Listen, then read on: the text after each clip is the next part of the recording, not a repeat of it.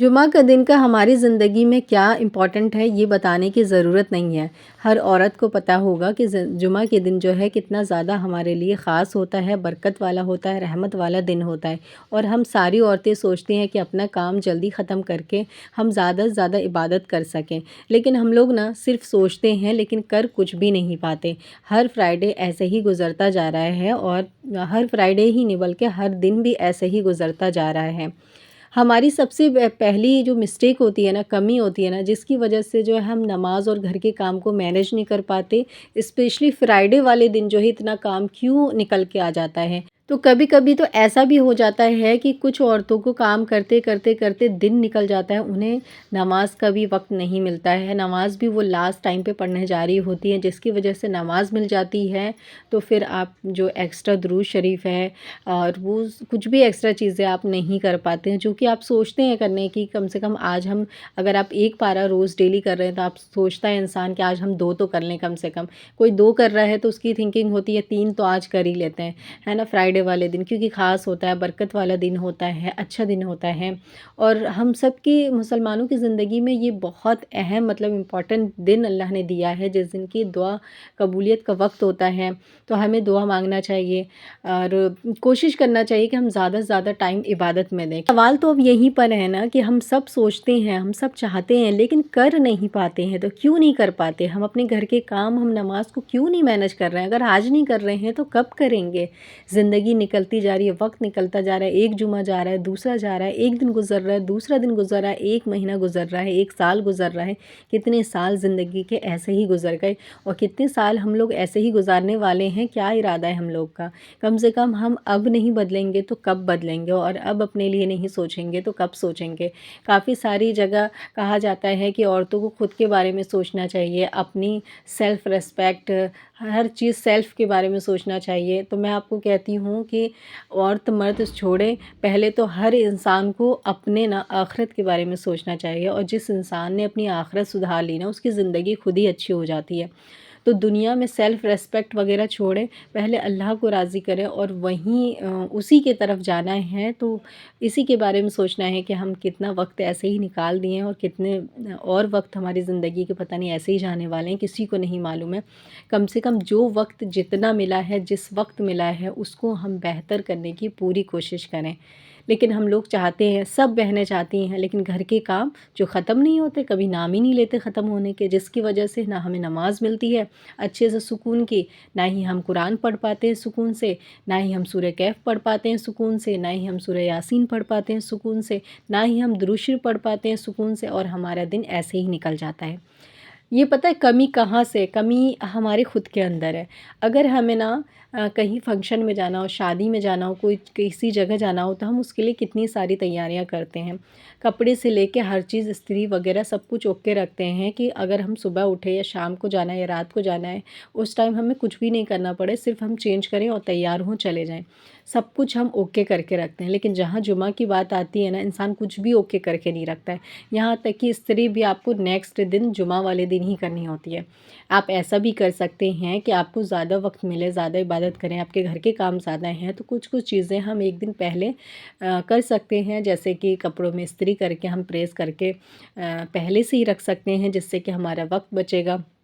और दूसरी चीज़ कि हम सुबह उठ के सबसे पहले नहाएं, क्योंकि देखो नहा लेते हैं ना तो नहाने से ना औरत के आधे काम ख़त्म हो जाते हैं, ये सबको पता हो। क्योंकि नहाने से जो जुड़ी हुई जो बातें होती हैं ना, वो बहुत लंबी लिस्ट होती है।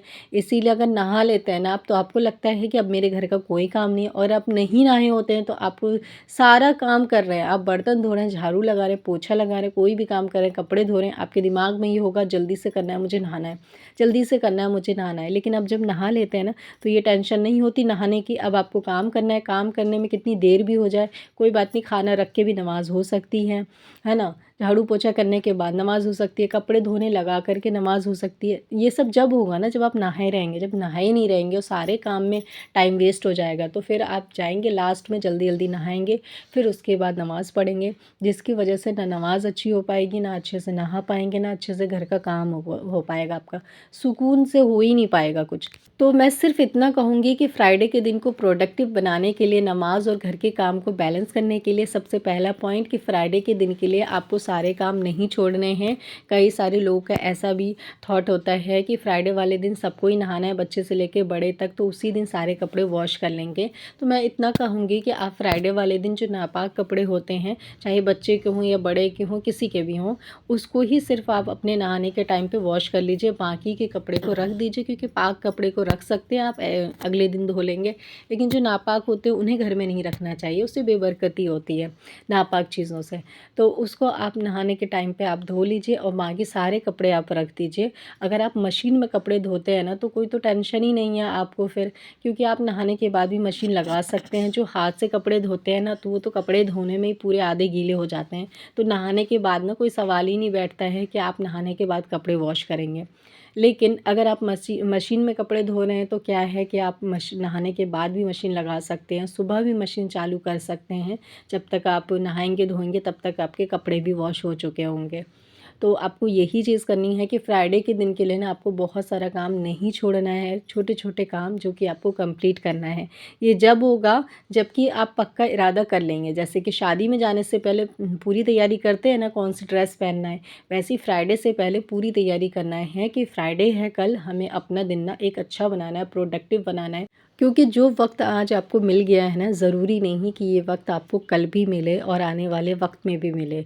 तो जो जितना टाइम मिला है हमको ना बेहतर बनाने की कोशिश करना चाहिए। अक्सर हम लोग की मिस्टेक होती है कि हम घर के काम में उलझ के रह जाते हैं, अपने बारे में नहीं सोचते हैं। तो अपने बारे में सोचना यही है कि अल्लाह को राज़ी करना है, क्योंकि अल्लाह राज़ी तो सब कुछ आसान है, अल्लाह राज़ी नहीं तो कुछ भी आसान नहीं है। ये जो लोग बोलते हैं ना कि सेल्फ़ रिस्पेक्ट, आपको इनकम करनी चाहिए अपने लिए, आप इनकम खुद करोगे ना तो आपकी जो है शौहर भी इज़्ज़त करते हैं। जब तक बीवी नहीं कमाती तो शौहर की इज़्ज़त नहीं करता, उसकी कोई वैल्यू नहीं होती है। ऐसा कुछ भी नहीं है मेरी बहनों। ऐसा ये जो है ना आजकल सोशल मीडिया पे ये चीज़ बोला जाता है कि एक औरत को कमाना चाहिए तो उसका शौहर उसकी इज़्ज़त करता है, ऐसा है वैसा है, ऐसा कुछ भी नहीं है। बल्कि ऐसी वीडियोस तो बनाना भी नहीं चाहिए, क्योंकि देखो जब शौहर आपका कमा करके आपको सारी ज़रूरतें पूरी करता है, उसी के पैसे से आप जो भी स्किल है वो सीख रहे हो और उसी के पैसे से फिर आप कमाना स्टार्ट करें, फिर आप ये कहोगे कि मैं जो है अपने सेल्फ़ रिस्पेक्ट के लिए अब सब कुछ कर सकती हूँ और मैं पैसे कमा सकती हूँ, फिर आप उसी को अकड़ दिखा रहे हो। ये कौन सी बात हुई? उसी के पैसे से आपने सब कुछ किया, अब आप कमाने लगे तो उसको ही अकड़ दिखा रहे हो। लेकिन शौहर एक ऐसा होता है कि वो जो है ना आपको हर चीज़ दिलाता है, अपने से ज़्यादा शॉपिंग आपकी कराता है, अपने से ज़्यादा ख्याल आपका रखता है, आपके बच्चों का रखता है, हर चीज़ पूरी करता है। लेकिन कभी आपको ये चीज़ नहीं जताता कि आप नहीं कमाते हो, आप घर में बैठ के सिर्फ खा रहे हो, आप कमा नहीं रहे हो, आपकी इज़्ज़त नहीं है, कभी ये सारी चीज़ नहीं कहते। लेकिन एक जो बीवी होती है ना, वो कह देती है। ये बिल्कुल रियल और सच्ची बात है। मैं हर औरत की बात नहीं कर रही हूँ, लेकिन कुछ औरतें होती हैं ज़्यादातर, जब वो कमाने लगती हैं तो अपनी अकड़ दिखा देती है, अपनी औकात दिखा देती है, जिससे कि शौहर को भी तकलीफ़ होती है। और यही एक कारण बताया जाता है कि बीवी की कमाई में बरकत नहीं है। बरकत है बिल्कुल, लेकिन जब आप इस तरह की चीज़ें हरकत करने लगोगे तो बरकत कहाँ से होगी? अल्लाह बरकत आपसे छीन लेगा। जब आपके अंदर गुरूर आ जाएगा, घमंड आ जाएगा, तो फिर पैसों में बरकत नहीं रहेगी आपके। तो पैसा कमाओ, अपने सेल्फ़ रिस्पेक्ट के लिए जो करना है आपको वो करो, लेकिन सबसे पहले आप ये करो कि अल्लाह को राज़ी करो, कुरान पढ़ो, इबादत करो और अपने दिन को बेहतर बनाओ, अपने रूटीन को, अपने लाइफ़स्टाइल को अच्छा बनाओ। और किसी को कॉपी नहीं करो और ना ही किसी को देखो और ना ही किसी को देख कर के अपने रूटीन को चेंज करो। अच्छा, अच्छे लोगों को देख के चेंज करना है, बदलने की कोशिश करना है, लेकिन अक्सर क्या होता है ना, ये भी चीज़ देखा गया है कि अगर एक मोहल्ला है उसमें 4 घर अगर नमाज़ कोई पढ़ रहा है ना, अगर आपकी दोस्ती ऐसे से हो गई ना जो नमाज़ नहीं पढ़ते, तो आप ना ये कहोगे कि उनके यहाँ तो नमाज़ ही नहीं पढ़ी जाती, वो लोग तो इतना ज़्यादा सख्त नहीं है, कितना मतलब हैप्पी रहते हैं, खुश रहते हैं। तो हम लोग इबादत कर रहे हैं, हमारे पास तो कुछ भी नहीं है, लेकिन वो इबादत नहीं कर रहे, उनके पास सब है। तो वैसे ही बन जाते हैं। फिर आपको इबादत में, नमाज में और ये सुकून जो होता है, लज़्ज़त जो होती है ना, वो चीज़ नहीं मिलती है। कहते हैं ना कि नमाज में सुकून, लज़्ज़त छिन जाती है इंसान की।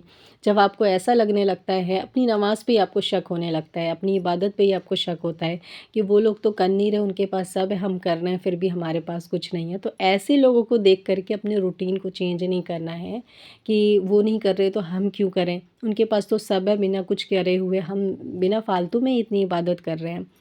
तो देखो कब्र के अंदर जब इंसान दफ़न हो जाएगा ना, जब तो हकीकत पता चलेगी कि आपकी ज़िंदगी क्या थी, आपकी ज़िंदगी का रूटीन क्या था, आप क्या कर रहे थे, किसको फॉलो कर रहे थे, सारी चीज़ें पता चल जाएगी। तो दुनिया को मत देखिए, सिर्फ ये एक चीज़ फोकस में रखिए कि हाँ, कल को मरना भी है, कल को जाना भी है, अपने दिन को बेहतर करना है, अपने रिश्ते बेहतर करने हैं, अपने रूटीन को बेहतर करना है, अपनी नमाज़ बेहतर करनी है, अपनी इबादत बेहतर करनी है।